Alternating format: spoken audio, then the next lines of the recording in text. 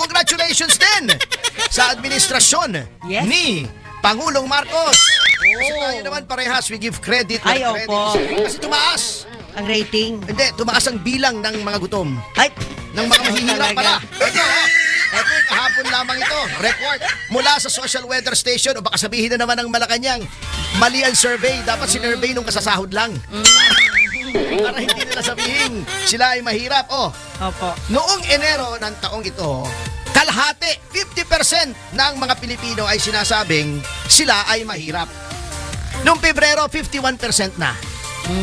Noong Marso, 52% na. Ngayon, Abril, 55% na ng mga Pilipino ang nagsasabing sila ay mahihirap. Self-rated poverty to, survey ito. Pakiramdam nila to. Kaya huwag niyo sabihin mayaman sila kasi pakiramdam nila mahirap sila. Baka nagda-diet, attorney. Hindi hindi nyo pwedeng ibahin yon. Anong ibig sabihin yan? Yung akap, yung ayuda, yung kung ano-ano pang tsurbalu niya, na mga dole out nyo dyan, pinamimigay nyo ng pera, sinasabi nyo, tinanggal nyo sa PhilHealth, tinanggal nyo sa PDIC, tinanggal nyo sa AFP modernization, tinanggal nyo sa edukasyon para ipamigay, WIPEC! Oh. Naghihirap ang mga tao. Yun lang. Tanong natin sa kasamahan natin na si Secretary Larry Gadon kung anong anyari. Hindi kasi, di ba, Presidential Advisor on Poverty Alleviation. Di ba? Anong komento niya? Anong advice niya sa Pangulo? Kasi hindi na-alleviate ang poverty. Bago ang gagawin ng Malacanang, magsasite, magsisitas ng katakot-takot na statistics, data. Eh hindi naman po nakakain yung data nyo. Hindi naman na ipag-uulam yung statistics nyo. Kahit anong sabihin nyo, ang pakiramdam ng mga Pilipino, sila'y naghihirap. Opo. Ayun na mabigat. O paano nyo babaguhin yun? No amount of semantics, no amount of justification, no amount of spin can alter the fact ay na ang mga Pilipino feeling nila naghihirap sila. At ang pinakamataas na proportion na nagsasabing naghihirap sila ay sa Mindanao, 70%. Noong Marso lang, last month lang, sabi nila 60% sa Mindanao mahirap. Ngayon 70%, tumaas ng 10%. Sa Visayas, from 62% naging 67% na nagsasabing sila ay mahihirap. At sa Metro Manila, from 41% naging 45% na nagsasabing sila ay mahihirap. At sa Luzon, sa Luzon, 44%. Yan. Opo. Medyo bumaba ng konti. Yun. Ayun ang mabigat. Medyo Ayun ang- yan. Anong sasabihin nyo ngayon dyan? Kaya may murang bigas, kaya may achuchu, achichi, achacha. Wala. Anong nangyayari? Anong resulta nito? Unang-una, nalululon sa sugal ang mga Pilipino. Nakakatakot nga. Tamang policy ba yan na ang gobyerno para kumita ng pera ay nagpo-promote ang sugal? Kasi, bakit? Kasi nga naghihirap sila, nagsasapalaran sila sa sugal. Yun na lang ang pag-asa nila na magkaroon ng pera. Ano pa? Tumama. Eto, tayo palang Pilipino ay number 1. Saan? Number 1 ang Pilipinas sa ASEAN Saan po? sa dami ng scam. Bakit marami rin nag-scam? Kasi get rich quick scheme. Sa sobrang kadesperaduhan ng mga Pilipino, pinaka malaki rito ang mga scam. Yan 2023 ASEAN report 23-24 yan. Sa 11 bansa sa Asia, kasama na dyan ang Taiwan, Thailand, Japan, Korea, Malaysia, Hong Kong, Singapore, Vietnam, China at Indonesia. Pinakamalaki ang Pilipinas, 36%. Di ba may isang political scientist na nag-explain na parang sinasadya daw ng ating mga politiko na naghihirap ang Pilipinas. Bakit? Para ang mga masa ay dependent sa kanila. So, nakokontrol nila ang masa. Ayun. Anong pagkontrol? Ayuda, tuwing eleksyon, namibili ng boto. Eto, hindi naman. At ang COMELEC ay umaksyon, pero kulang na kulang ang aksyon ng COMELEC, ha? Merong mga kandidato na pinagpapaliwanag na namimili daw ng boto. Grabe, oh. Eto, unang-una, yung best friend mo, paborito mo ito eh. Dino. Si 2nd District Representative Stella Kimbo. Maraming designer.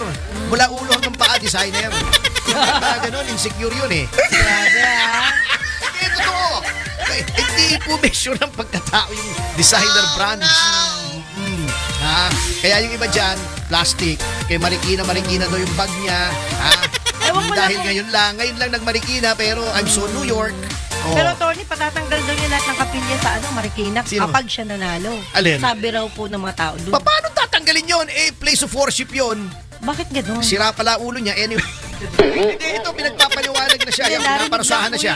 ng kapitbahay. Pinaparusahan na siya, oh. Si Stella Kimbo pinagpapaliwanag, pati yung asawa nila, mag-asawa. Ayun. Kung bakit daw sila ay namimili ng boto. Anong sagot?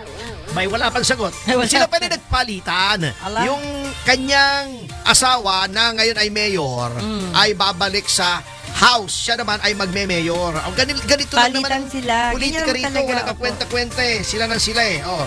Si Manila City Mayor Hani Lacuna ay pinagpapaliwanag din. Naku, mabigat. Oo. Pati yung sa amin. Yung mayor namin sa Cavite City, si Denver Chua. Ala. Meron ding show cause order. Eto pa. Eto, oh. Pinapapaliwanag pala yung best friend ko. Oh, sa Laguna. Si Oo. Dan Fernandez. May show cause order daw. Namimili ng boto. Sa gobernador. Hindi na sinasabing guilty na itong mga tao to, pero pinagpapaliwanag. Magpaliwanag. Hindi yata nag-google ni Dan Fernandez na bawal yun eh. Dapat kasi nag-google ka eh. Ayan. Ayun. Ang yabang-yabang mo, nakarma ka tuloy, pagpaliwanag ka. O, ikaw naman magpaliwanag. Oh. Sabi nga, sa presinto ka na magpaliwanag. Pero Tony, nasa Hindi obvious eh, di ba? Pinakikita pa nila, pinangangalandakan pa nila. May video pa, di ba? Yun lang, ito, yun ganito, lang. ibibigay ko sa inyo. Akala mo, above the law sila eh. Namihasa yata. Akala yata ni Dan Fernandez, nasa loob pa siya ng House of Representatives. Yan. Sige, magpaliwanag ka ngayon. Ay, nako. Eto pa, meron pang isang party list, Kamalayan. Hindi nila namalayan na mali yun, ano?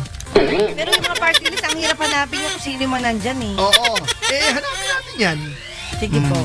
Pati pala si Isko, pinagpapaliwanag din. Dati na. Pero yung mga, aksyonan nyo naman yung mga dambuhalang billboards. Ito, walang parti-partido rito, ha? Nakikita ko lang to, papunta rito sa stasyon. Amy Marcos. Yan. May sobra-sobra sa sukat. Brian Yamsuan, congressman. Ayun. Dan Marcoleta. Malaking billboards. Tanggalin nyo naman. Yung Tingog party list. Ako, Ilocano party list. Bong Revilla. Yan. Walang ano yan, ha? Walang partido, ha? Kahit anong partido, ha? Lito Lapid pala ito. Oo. Yan. May isang dambuhalang billboard. Na Tayo! nakikita ko yun. Pero hindi naman tayo kandidato eh. Natatawa ako sa mga ulalong troll. Akala kandidato tayo. Sabi ba naman sa akin, hoy, ano yan, illegal campaign propaganda yan. O di saka ako sa Twitter, sabi ko, di magsumbong ka sa Comelec para pagtawanan ka. Hindi ako kandidato eh. Hindi nila kasi alam. Bakit anong pake kahit ba buong haba ng EDSA yung billboard ko eh. Wala kayong pakialam. Opo. Ako may pakialam kasi mahal ang bayad eh. Hindi, pero may mga kaibigan naman tayong tumulong Opo. sa pagbayad. Yung mga naniniwala sa atin at Opo. nagsasabing dapat ay tuloy-tuloy ang ating pagsisiwalat ng ating opinyon. Hindi ko sinasabing katotohanan. Opo. Hindi naman ako magyayabang na aking opinyon ay katotohanan. Ngunit Ayun. ito ay opinyon. Opo. Yun nga hindi maintindihan itong mga congressmen. Fake news sila ng fake news, hindi daw totoo. Opinion po yan. Hindi Yun. totoo yan o hindi. Yan ay opinion. Oh, Kung hindi kayo yeah. sumasang-ayon, edi sagutin nyo. Yun, Pero tama. para sabihin yung Sagutin. fake news, ay hindi kayo nakakaintindi ng batas. Mambabatas pa naman kayo. Nakakahiya kayo. Ayaw ni Josephine and Milagros Salvadorian. Ayaw nila. Ayaw nila ng Oo. fake news. Alam nyo, ang isang dapat sagutin. Ha? Si Alden Richards pala, nagpiloto na. Ayan, May nag-flash.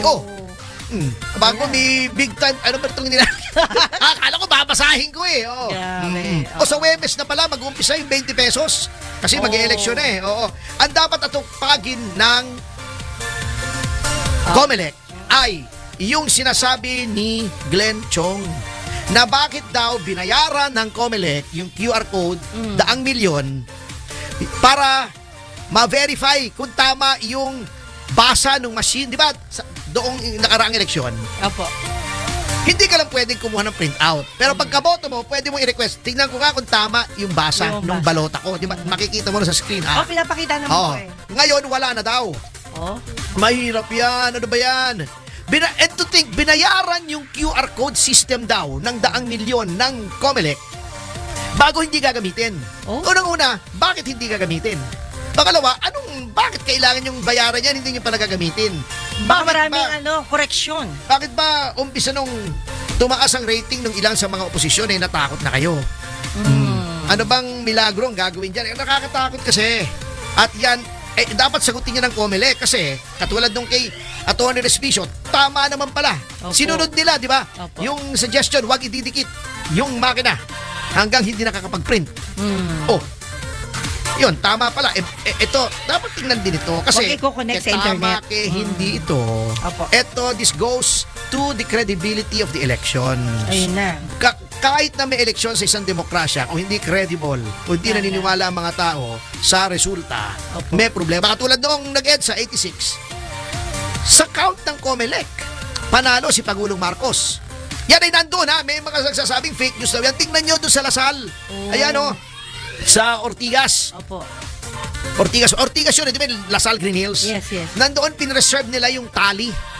Oh.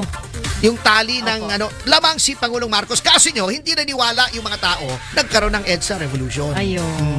Hindi natututong si BBM eh. Dapat credible ang elections. Yes. Magagalit sa'yo si Gary Valenciano yan. Di na natuto.